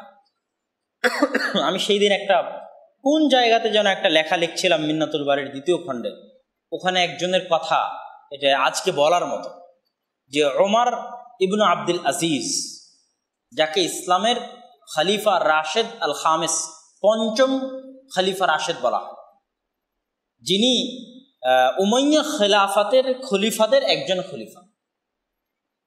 তো ওই জায়গায় মানুষ আলোচনা করেছে, আলেম ওলামা আলোচনা করেছে যে আবু বকর, ওমর, ওসমান, আলীর পরে দীর্ঘকাল শাসন চালিয়েছে মুআবিয়া রাদিয়াল্লাহু তাআলা, আর তার অনেক পরে আসছে ওমর ইবনে আব্দুল আজিজ। তাহলে ওমর ইবনে আব্দুল আজিজকে যদি 5ম শ্রেষ্ঠ খলিফা রাশেদ বলা হয়, তাহলে কি ওমর ইবনে আব্দুল আজিজ মুআবিয়া রাদিয়াল্লাহু তাআলা আনহুর চেয়ে শ্রেষ্ঠ? এই আলোচনা ওখানে করা হয়েছে। তো এই আলোচনা করতে গিয়ে বলা হয়েছে যে মুআবিয়া রাদিয়াল্লাহু তাআলা আনহুর একটা সিজদা যেটা তিনি আল্লাহ রাসূলের সাথে দিয়েছেন, মুআবিয়া রাদিয়াল্লাহু তাআলা আনহুর একটা সেকেন্ড সময় যেটা তিনি মুহাম্মদ সাল্লাল্লাহু আলাইহি ওয়াসাল্লামের সংস্পর্শে কাটিয়েছেন, ওটা হাজারো ওমর ইবনে আব্দুল আজিজের চাইতে শ্রেষ্ঠ, যেহেতু উনি সাহাবী। আর সাহাবাতু কুল্লুহুম আদুল, প্রত্যেক সাহাবী হচ্ছে ন্যায়পরায়ণ। কোন সাহাবীর বিষয়ে সরিষা সমপরিমাণ কটূক্তি করা তার ঈমানের কমতির প্রমাণ বহন করে, তার ঈমানের ত্রুটির প্রমাণ বহন করে। মানুষের থেকে ভুল হতেই পারে, সাহাবীদের থেকেও ভুল হতে পারে, মুআবিয়া রাদিয়াল্লাহু তাআলা আনহু থেকেও ভুল হতে পারে, আলী রাদিয়াল্লাহু তাআলা আনহু থেকেও ভুল হতে পারে। কিন্তু আমি তাদের মধ্যকার রাজনৈতিক মতবিরোধকে কাজে লাগিয়ে নিজের পরকাল হারাবো, এরকম বোকামির পরিচয় দেওয়ার প্রয়োজন নাই, যেহেতু ওই ঘটনার কোনো প্রভাব আমাদের ঈমান, আমল, আখলাকের সাথে নাই। রাসূল সাল্লাল্লাহু আলাইহি ওয়াসাল্লাম জীবিত থাকা পর্যন্ত যা দিয়ে গেছেন ওটাই আমাদের নাজাতের জন্য যথেষ্ট।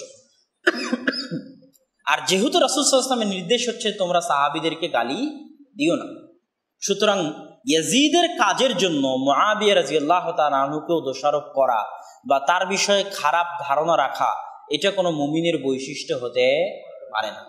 আর ইয়াজিদের ক্ষেত্রে আমরা বাড়াবাড়ি করব না, তাকে খারাপ বলে তাকে গালিগালাজ করারও আমার কোনো প্রয়োজন নাই, তাকে বড় নেতা বানিয়ে তার জন্য দোয়া করা, তাকে খুব ভালো বানানোরও আমার কোনো প্রয়োজন নাই।